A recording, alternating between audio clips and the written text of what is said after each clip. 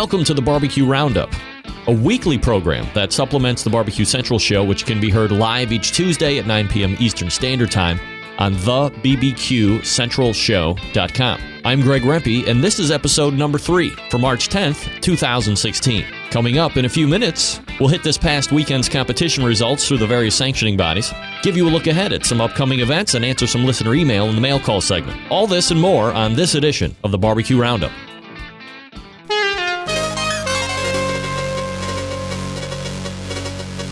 Let's get to this past week's news in the world of barbecue. The first report coming out of Olathe, Kansas, courtesy of KSNT.com. Republican presidential candidate Ted Cruz stopped at a suburban Kansas City restaurant for some barbecue before heading to a rally at Johnson County Community College. The Texas senator ordered a smoked brisket sandwich at Joe's Kansas City Barbecue in Olathe, Kansas on Wednesday and sampled some of the restaurant's ribs and burnt ends. Cruz shook hands with supporters and said he was looking forward to trying Kansas City area barbecue because his home state of Texas takes its barbecue seriously. He told a television reporter that the best way to eat ribs is with your fingers because if you're eating barbecue and you're not getting it all over your face, you're not doing it right. The next report coming from the DailyLobo.com, the National Fiery Food Show happened this past weekend. According to Skylar Grigo, things got hot this past weekend at Sandia Resort and Casino for the 28th Annual National Fiery Foods and Barbecue Show. The National Fiery Foods and Barbecue Show was an annual 3-day trade show for those in the spicy food world, including but not limited to growers, vendors, and cooks. The show includes demonstrations of spicy food products and recipes, entertainment related to spicy food, like pictures with Chili the Kid, and discussions of films and movies about spicy foods. There's also multiple booths presenting samples of all kinds of spicy foods, and mild marinades and rubs to fiery salsas and barbecue. Dave DeWitt, president of the National Fiery Foods and Barbecue Show, said those planning to attend can expect a modernized convention this year in addition to the traditional vendor setup and entertainment. It's difficult for us to do cooking demonstrations at the Sandia Resort and Casino because they don't want us cooking in their rooms.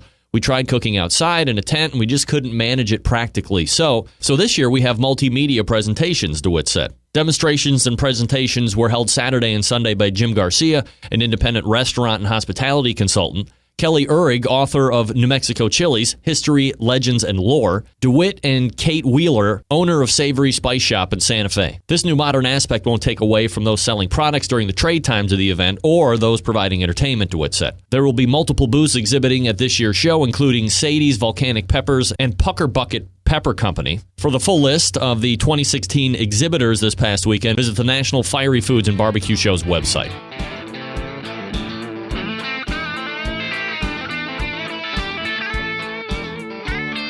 Starting in the Kansas City Barbecue Society, Bo to Get a Barbecue in Auburn, Alabama took place this past weekend, winning at Hickory Prime Barbecue with a 691.37.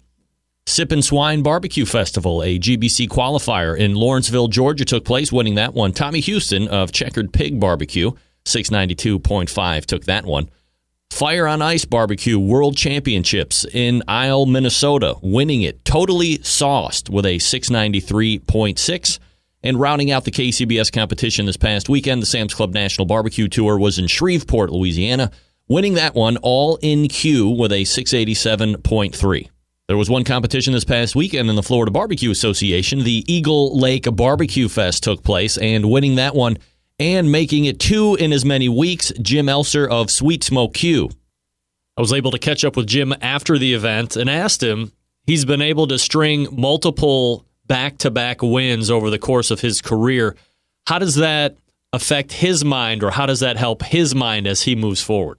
Getting that first one and obviously getting the second one, you have that momentum. You try to do the same thing, you repeat it perfectly. And I think, once you get that grand, I don't really take physical notes anymore because I'm doing this every week. So it's that mental note thing, what I did last week to win, especially if I'm going in the same area. I try to repeat that perfectly. That has worked for me, not just this past weekend, but in the past I've won several back-to-back. So I think that definitely helps, getting that mindset of producing or doing the same thing, exactly the same thing you did the week before. I asked him, when you're able to string multiple wins together, back to back to back, are you going in expecting to win versus wanting to win? I don't go into a contest expecting to win. I want to go there to win. I don't know if there's any difference to that, but in my mind, I don't go in there and say, okay, I'm going to win this. This is a very tough game, nowadays. I don't look at who's going to be there. I don't even care who's going to be there, because I'm producing barbecue for just 6 judges, and I'm not competing against any other team. I'm just going to produce the best I can for them 6 judges. Lastly, I asked Jim, after you've been able to string a couple together, at the next contest you show up at, is there a palatable feel of the competitors looking at you, you have the bullseye on your back, they want to be the team that takes them down, so you're not able to string that 3rd or 4th contest together in a row? Is that something that you can really feel as a pitmaster? Oh yeah, you feel that, when you roll in, okay, here's Sweet Smoke, you're gonna win, or you always have a bullseye on your back. The teams out there are seeing or viewing you that way. You must be doing something right, because just in other sports, you have a team that keeps winning and winning and winning. Obviously, you're going to have, not say haters, but they want to see other people win. Definitely, that there's teams that haven't been doing this in a while. They just see that, the same teams are winning and winning. But, you definitely have bullseye on your back. I do feel that, and I don't really, let that get that, take that personal. I'm going in there doing my thing. And if you're interested in seeing where Jim's going to be at next and try your hand at stopping his run right now, here's where he'll be at. We'll be heading out to Bainbridge, Georgia this weekend for KCBS contest. So we'll see if we can get that three-peat at a KCBS contest. And closing out the competition results this week, we swing down to Texas. The IBCA had 3 cook-offs with 3 reporting. 6th Texas Trophy Hunters Bucks and Barbecue in San Antonio, Texas. 90 teams in the field winning that one, Rio Valley Meats. Then the Dickinson VFW Post 63-78 in Dickinson, Texas took place, winning that one, Take It to the Bank. Then Republic of Texas Independence in San Angelo, Texas, or San Angelo, Texas, whichever is right. That's a state championship, by the way. 82 teams taking place in that one, winning it, Rubbin' My Meat. Let's swing down to the Texas Gulf Coast. One taking place, one competition that is, Freedom Fest in Concan, Texas. 49 teams there, winning it, Los Slow Cookers Barbecue Team. For my friends that don't speak Spanish, that means the Slow Cookers Barbecue Team. And one event taking place in the Lone Star Barbecue Society, the Barbecue and Rodeo in Austin, Texas. That also is a state championship. 88 teams taking place, and taking the grand is KG Cookers.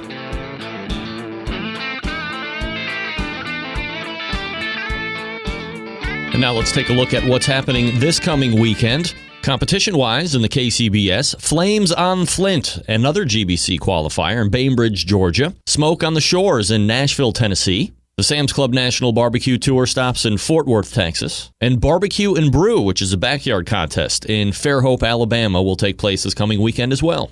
A marquee competition will be taking place in Texas this coming weekend, the Turn and Burn in Pleasanton, Texas. There's going to be 200 teams, a $60,000 payout, and friend of the show, Doug Scheiding, will be there taking part as well. If you've always wanted to become a certified barbecue judge for the KCBS, there are a handful of classes being given over the course of March. On the 19th, there's a certified barbecue class in Lee's Summit, Missouri. There's also one in Warsaw, Indiana. On March 26th, you have classes in Stillwater, Oklahoma, Des Moines, Iowa, Dickinson, Tennessee. And the beginning of April, there's one in Gulfport, Mississippi. No competitions for the Florida Barbecue Association on their schedule. However, Rob Bagby of Swamp Boys will be holding a barbecue school on the 12th and 13th. To check availability for that class, you can visit swampboys.com. That's BOYS, swampboys.com.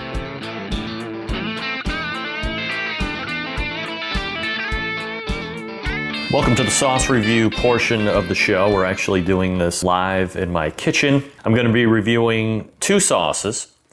On the tasting table are Rob's Sweet and Tangy award-winning rib glaze, certified gluten-free, and we'll be reviewing Rob's Frog Sauce, award-winning rib. So both of these are award-winning rib glazes.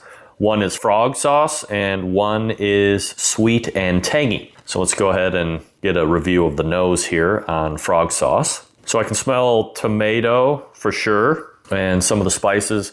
Some vinegar shining through. The nose is right up my alley. I love vinegar sauce, anything that has to do with more of the tangy aspect versus the sweet. There's no liquid smoke on the nose, so I'm going to give that a definite 5 out of 5. And I'll go to the sweet and tangy. Now, to be blunt, I'm no expert reviewer, so the nose on these smell relatively the same, so I'm guessing the differentiators are going to be when we actually taste them. So Sweet and Tangy gets a 5 out of 5 nose as well, since the frog sauce was 5 out of 5, and they're very similar. Now I'll do a quick viscosity check. Visibly, I can tell that there is pepper and spice. You can see the chunks, flecks of flavoring in there as it coats the spoon. Very nice. It's a little bit on the thick side. It's not super thick like you would find in a lot of mass-produced Kansas City style sauces, but it does coat the spoon very well. That's a frog sauce. And then on the Sweet and Tangy sauce, again, visibility of the spice flecks are certainly there. Similar in consistency. This one might be a shade thinner, but probably bordering more on just the same.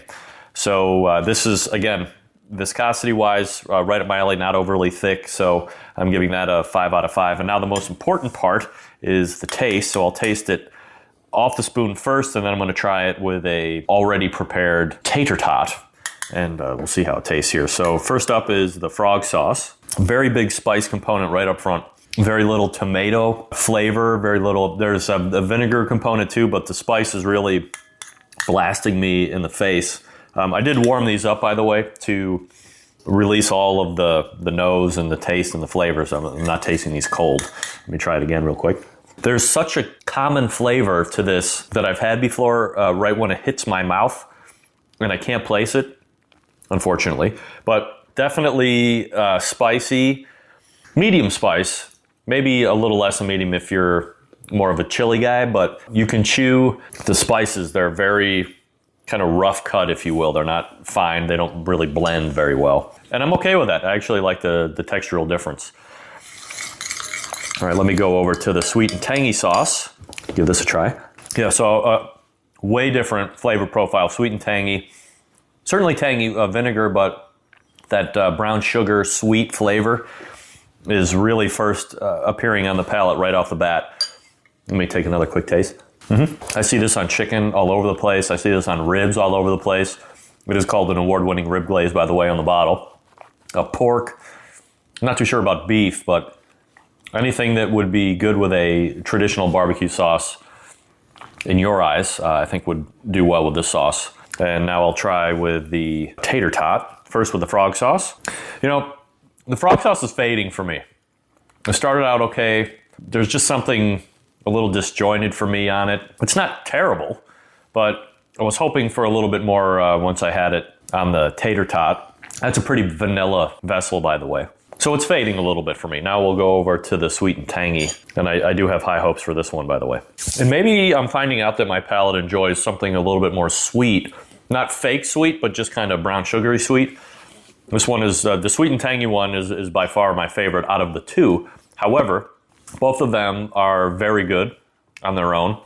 Again, this is Rob's Frog Sauce, award-winning rib glaze. Both are certified gluten-free. I'm going to give the frog sauce a 3 out of 5.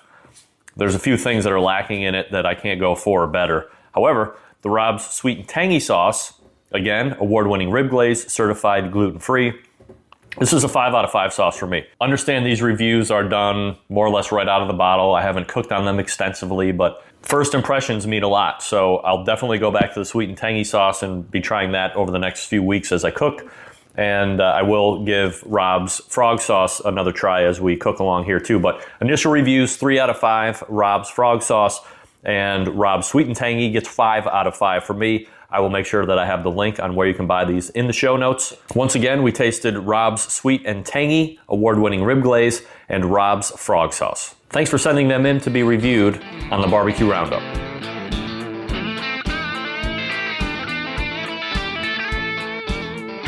Let's go ahead and check out the mailbag this week. You've got new mail, and it's not spam. And I get a question coming in from John Kelly. It says, Greg, it seems to me the drum smokers must be difficult to clean out, especially the 55-gallon smoker style. What tips do you have for cleaning out the ash and grime in the bottom of a smoker? To be specific, I'm asking about upright drum smokers or UDS like Pit Barrel, Gateway, or homemade versions. Again, it seems to me that grease and crud would just collect in the bottom, but I don't know for sure. Thanks in advance for answering my question. Regards, John. Well, John, thanks for writing in. And instead of me just giving my own opinion on the best way to clean this, I've chased down some experts that will be able to give you the guidance that you actually need. First up is the creator of the pit barrel cooker, Noah Glanville. I asked Noah to give me the tips on the easiest and best way to clean out the pit barrel drum smoker. Really the easiest way, and the pit barrel is just inherently really easy to clean, practically self-sufficient. With the pit barrel, being that it's porcelain coated on the outside, we do a light dusting on the inside. Easiest way to clean the exterior is basically just with a damp wash rag or a small little towel. Wait till it gets heated up, and it's like the basic perfect steam clean. Wipe it around it all the way, and it looks as good as new, really. So that's your outside. Move into the inside. Moisture and grease from the food will typically turn into what you call carbonized grease, and those deposits will build up and kind of bake on itself on the inside. So they're not harmful. They're not toxic. But it's not a bad idea to remove them with, say, a wire brush when they start to look like they're peeling back. And as I call it, every so often, it's almost like it wants to shed. And so sometimes customers will call and with any style cooker or pit, and they'll say, well, it looks like the paint's peeling off inside. Well, it's not the paint. It's that carbonized grease buildup that's starting to peel off. It looks like paint flaking off. So at that point, really easy. Take a wire brush, scrape that off. If you want to take it a step further, not always really necessary, but you can do warm soap and water and brush it. But it's really not necessary to do that with the drums. That's about it. And then with the attachable ash pan that we came out with earlier last year, you basically catches all the charcoal so that when the drippings go down, the ash and charcoal catch it. And so that there's really no cleaning out grease traps or anything like that in the drum. And that's really what makes it nice. And then also part of the magic of the drips falling directly down onto the coals, causing that good smoke fog to come back up into the meat. So it's really self-sufficient. That's really the best way to clean it that we recommend. No, would you ever recommend somebody taking it to either a car wash or maybe they have some type of a power cleaner at home and really getting after it on the inside with one of those? No, I would not. I would not recommend that. I'm sure there's many people that think of all kinds of ways with pressure washers and things to clean, but it really is not necessary. And the pit barrel and a lot of the drums will tell you when they're ready to be cleaned, and they'll tell you when you start to see what looks like paint flaking off the inside. That's that carbonized grease. Take a wire brush, go over it, and you're good to go. That's really all that we recommend that you need to do. Noah, what's the website people can check out the pit barrel at? pitbarrelcooker.com. We have a good video on cleaning and then several other videos on troubleshooting, great cooking videos and things like that. But pitbarrelcooker.com is where you want to go. And just for some more expert advice, I was able to chase down the creator of the Gateway drum smoker and credited tallest man in barbecue, Tim Shear. And here's his advice on cleaning out these styles of cookers. Yeah, so the best way to clean a Gateway drum smoker is, it's pretty easy. Everything we designed on the Gateway is simple and easy to use, and that goes for the charcoal basket and clean out as well. First of all, what you do is you take the charcoal basket out, and you shake the excess ash or whatever you had from your previous cook, just shake it to the side. You want to make sure to wipe the bottom of the basket because that can get some excess grease on there every once in a while. And then the best thing we found was we've got this handy little scraping tool. It's kind of like a mini shovel that we just use to scrape out the ash or a little bit of grease from the previous cook or whatever. It takes 2 or 3 scoops usually, and it's out. Reload your charcoal basket, set it back in, and you're good to go again. It's really pretty simple. If you're the kind of guy who likes to think ahead, I would recommend possibly putting a piece of aluminum foil on the bottom of the drum, and then all you have to do is pull your basket out, replace that piece of foil every time. That's probably the easiest way to do it if you're prepared, think ahead about it. Do you ever recommend steam cleaning it, like taking it to a car wash with a power washer, or if you have a hot seat at home? Is that something that you recommend? Yeah, I've actually done that. What I've done is actually heated up some water in like a turkey fryer or something. Just get some really hot water, and you can use dish soap or whatever with it. Dump that in the bottom. That loosens up the grease real well, and then you just have to wipe it out or hose it out lightly. And then anytime you do that, you want to go ahead and re-season the drum right away. Go ahead and light a fire in it, burn out the moisture and everything so it doesn't start to rust. Do you need to coat it with any oil or anything like that, or just the fire to dry it out? Yeah, I would recommend like a Pam cooking spray. Just a light coat of it would be just fine. And where can you get your smokers at online, Tim? You can obviously get them at gatewaydrumsmokers.com. We've got several other online dealers. BigPapaSmokers.com is one of our favorites, so look us up. John, first and foremost, I really appreciate you taking the time to write into the BBQ Roundup. And secondarily, I hope the expert information provided by Noah Glanville and Tim Shear help you out going forward. If you're interested in either of these cookers, you can visit their websites at pitbarrelcooker.com and gatewaydrumsmoker.com. I'll also have their website linked up in the show notes. That's going to do it for this edition of the BBQ Roundup. For updates during the week, you can follow me on social media on Facebook at greg.rempe. You can follow me on Twitter and Instagram at BBQ Central Show, and you can add me on Snapchat. Greg Rempe, one word, GregRempe. Don't forget to tune in to the live BBQ Central Show each Tuesday from 9 to 11 p.m. Eastern Standard Time. And until next Thursday at noon, this is your program host and proud U.S. American, Greg Rempe. Thank you for listening.